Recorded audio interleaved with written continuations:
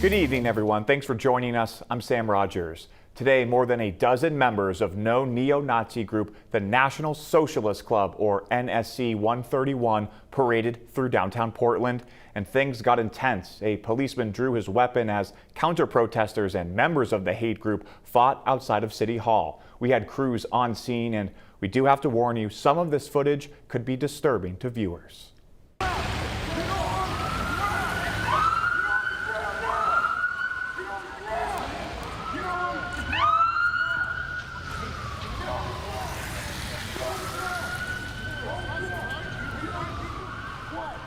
Police worked to contain the fight between the two groups, and throughout Saturday afternoon, the hate group held a sign saying "Defend white communities." They walked to different downtown landmarks, yelling their group's name and saying, "Whose town? Our town." We talked to a man who saw the group walk to City Hall. He recently moved to Maine, thinking this sort of thing doesn't normally happen here.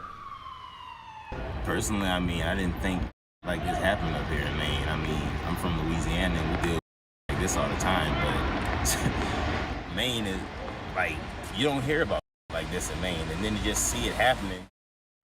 Police say that while there were multiple skirmishes and confrontations between the group and the public, there were no charges filed from either side. They add no one was injured during the incident. We don't know if these men are from Maine, but the Southern Law Poverty Center does say they have a chapter here in our state. Now, according to the center, there are 4 major hate groups currently in Maine: the Proud Boys and the Patriot Front, which are statewide, the Colchester Collection, a white nationalist group based in Machias, and the Nationalist Social Club 131, who made that appearance today. According to the Anti-Defamation League, they often participate in flash demonstrations like the one this afternoon. The group is a New England-based network and believe they are soldiers at war, viewing themselves as protectors of white people. In December, our Jack Mulwood spoke with community leaders and a Vice News reporter about how white supremacy has spread in our state and why a man moved here specifically for that reason. You know why I would hide behind a mask? Because I knew what I was doing is shameful. This was the scene at Kennedy Park in Lewiston this October, where Nationalist Social Club 131 marched and held signs targeting Somalian people who live there, leaving an impression and questions in the community.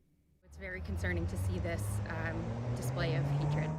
But this wasn't the first time this group has turned out. They protested a drag show last year in Portsmouth, and according to Vice News extremism reporter Ben McCoo, they're trying to intimidate people who stand for a fair and just and equal society where everyone is welcome. And I think that that's something that they want to prevent. It's intimidating the LGBTQ community, the people of color of Maine and of New England. And as far as I know, the group, it's an underground network that's active. McCoo traveled to Maine this year after finding out neo-Nazi and national extremist influencer Christopher Polhouse had moved there, with his mission to turn Maine into a white ethno-state. So they thought, oh, this would be the perfect location to, prepare for anything that could potentially happen in terms of the end of the Republic, or also just a place that they could be among only white people. Here, Vice News speaks with Polhouse, who is a Marine Corps veteran. It's not about knowing people, understanding them, having empathy for them. It's literally power.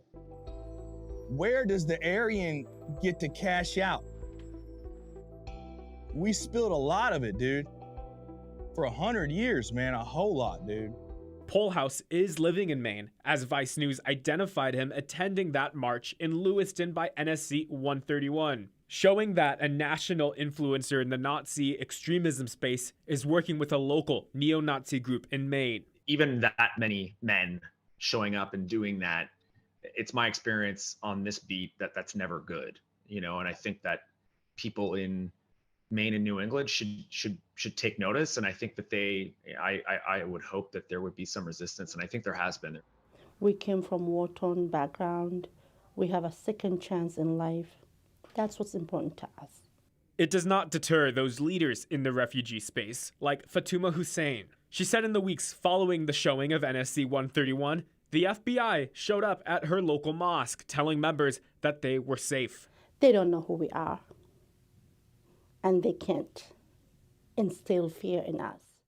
Adding that although Maine is one of the whitest states, Polhouse's dreams of creating a white ethno-state are far off the mark. We're not going anywhere, so better get used to that.